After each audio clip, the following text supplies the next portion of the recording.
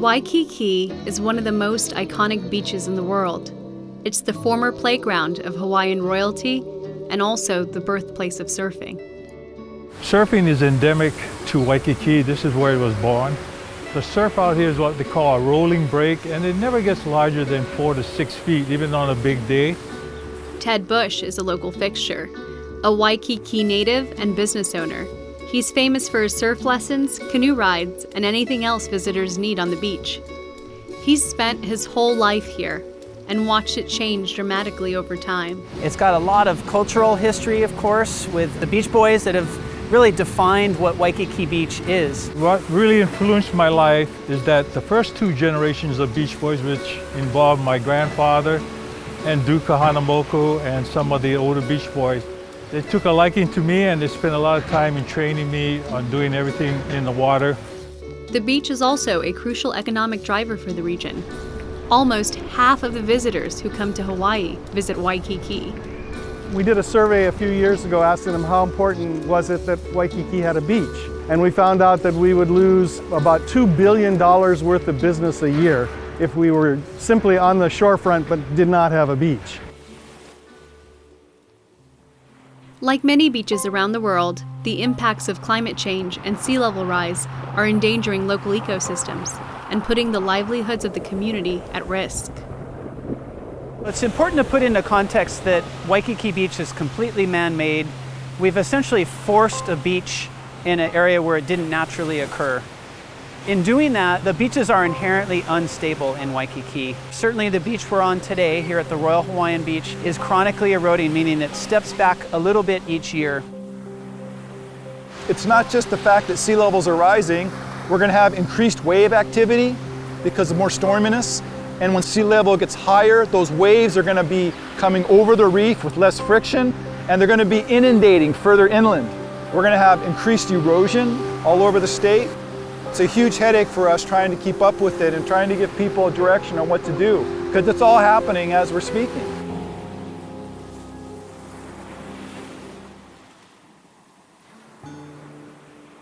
This stretch of beach was once entirely wetlands. It's completely different today, man-made and highly engineered. The area started developing over 100 years ago, first with homes and hotels, and eventually with seawalls, groins, and piers. The beach has gradually become more and more engineered ever since. The godfather of surfing, Duke Kahanamoku, believed in protecting the surf break while keeping a beach intact for visitors. This is still a top priority today, but it's more challenging now than 100 years ago. In order to protect their most valuable asset, the community realized they needed to mobilize quickly. The usual avenues were too slow, and without sufficient capital investment, projects were stuck in neutral. So, they launched the Waikiki Special Improvement District Association, or CIDA. The association is made up of business and property owners who partner with local and state governments. It was the first of its kind, and a unique way to allocate capital, manage projects, and get things done for Waikiki. There was some sentiment among the business community that this government should pay for this because we pay a very high tax rate that should maintain the beach. Buy-in from the business community took some work, but now it's paying off. These stakeholders who have small stores, hotel owners, landowners, hotel operators, they know the value of Waikiki Beach. The association's partners in local government leverage private dollars to get the public dollars they need to get these projects moving. I can propose a project, and they can say, we'll pay 50% of the project. So I go to the state legislature and I say, I want to do a beach restoration project in Waikiki. And they're like, well, you know, money's tight, Sam. We don't know if we can do that. Well, yeah, but I'm bringing in 50% in private dollars, private match. That's great, let's do it. And lastly, the University of Hawaii weighs in by sharing research, data, and science. The university is not in a place to tell people what to do, but rather we are there to provide scientific information that can help inform the decision-making process. This public-private arrangement has been remarkably successful for Waikiki. They have over 7 projects underway or completed since they were established in 2015. One of them is the restoration of the Royal Hawaiian Groin.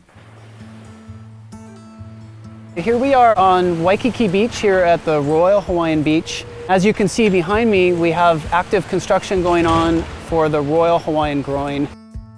This is a vertical concrete groin that was built at the same time the hotel was built here and has served to anchor Waikiki Beach as we know it.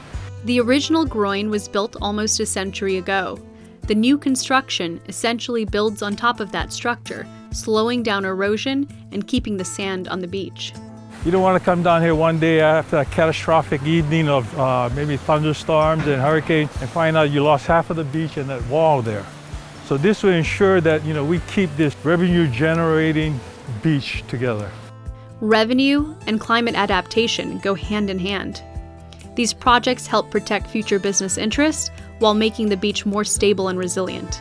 We have plans going forward for many more projects, so I foresee this process continuing on into the future indefinitely because there's always going to be need for us to maintain this beach.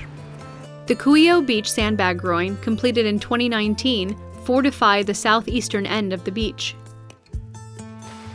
There are ongoing climate studies related to king tides and coral reef conservation.